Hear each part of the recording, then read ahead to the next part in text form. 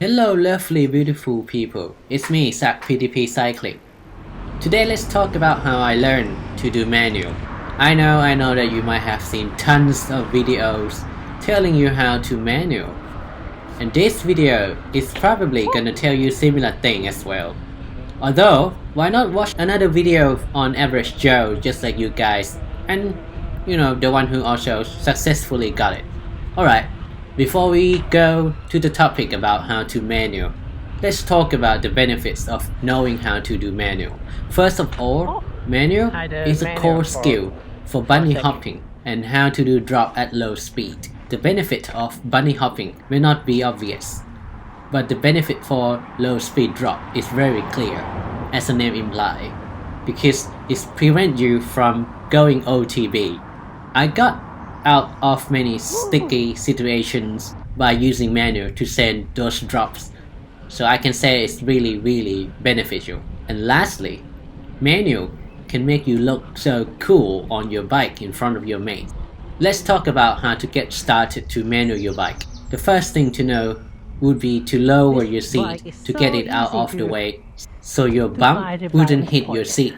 When you try to manual, it is not prerequisite to know how to wheelie first, but it would be really helpful to know how to wheelie a bit, because wheelie is a much easier skill in comparison to manual in terms of the being on the back wheel bike maneuver.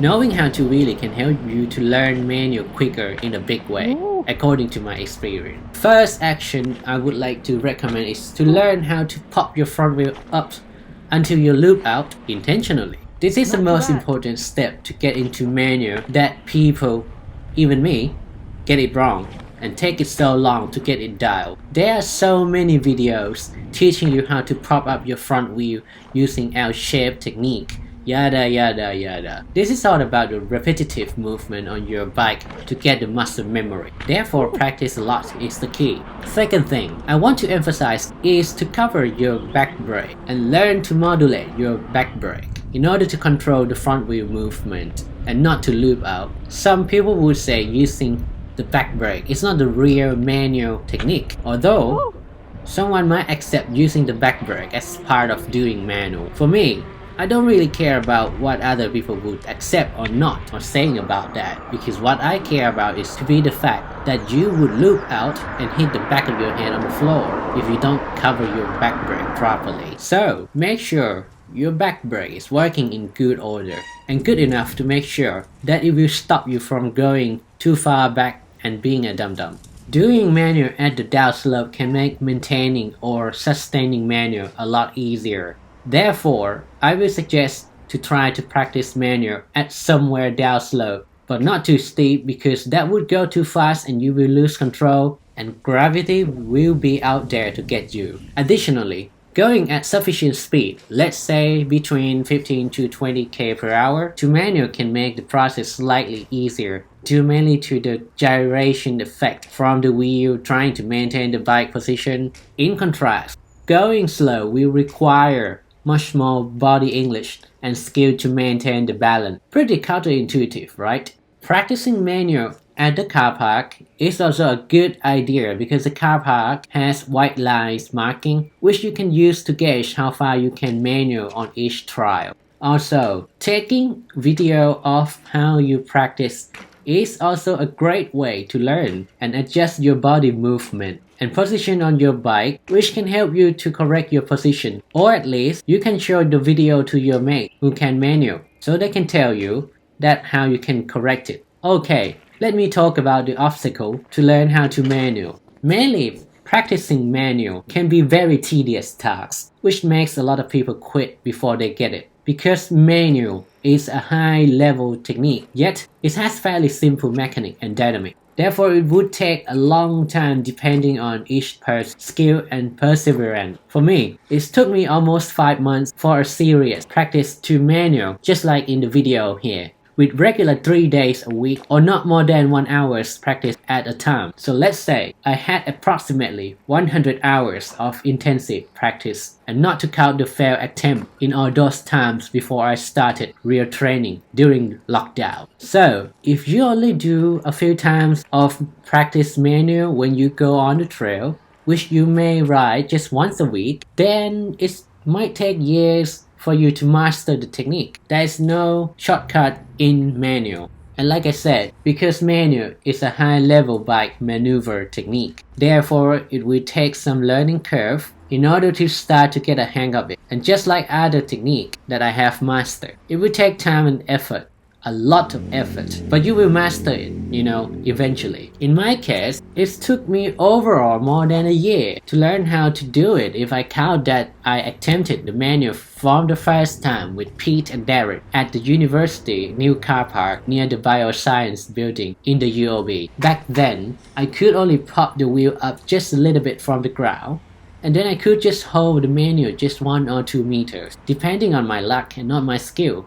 It's just a fluke most of the time, which maybe 1 out of 5 times chances that I'm just gonna pop the front wheel. So you see, the percentage of I can do that, it was just 20% at most, and 20% is just that I'm gonna pop the front wheel. It's not that I'm gonna hold the manual. Sometimes the learning progress can go backward, but don't be discouraged. It just happens sometimes. And maybe you're just having a bad day. Another problem to progress with manual is about the fear of falling back, which prevent you from doing manual. The problem is not very easy to fix, but you can gradually overcome the fear by intentionally repeating the movement of falling back by intentionally looping out on the back of your bike. So naturally, you got to have a flat pedals on your bike, and an SPD pedal will be a no bueno. Do you need a manual machine? The answer will be vary from person to person perspective. In my arrogant opinion, I would say a manual machine is not a necessity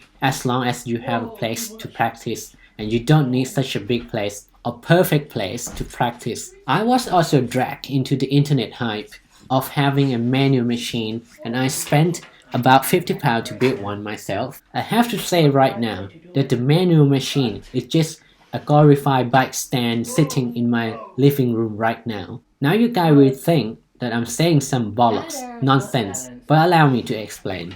I thought the same as most people who have seen YouTubers making manual machines on the internet, that this will revolutionize how we learn to manual. And I think this is not entirely correct. Doing manual with the manual machine in static movement can actually be a bit more difficult to pop up the front wheel, as you do not have bike momentum to assist the front end lifting. The doing front wheel lift maneuver is the act of using rider body weight to interrupt bike momentum and use that to lift the front wheel simultaneously.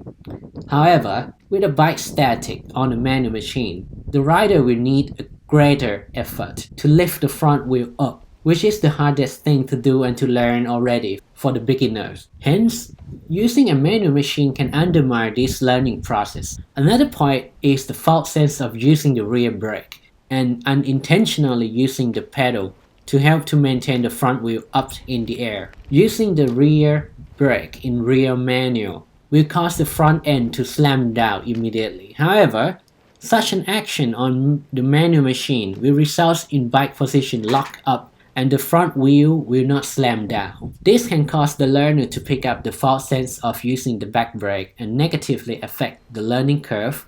On the other hand, I have seen some YouTubers did not take off the chain of the bike, which means the drivetrain still engaged with the pedal and the rider. Therefore, the bike movements around the rear axle is still affected by rider's force applied on their feet.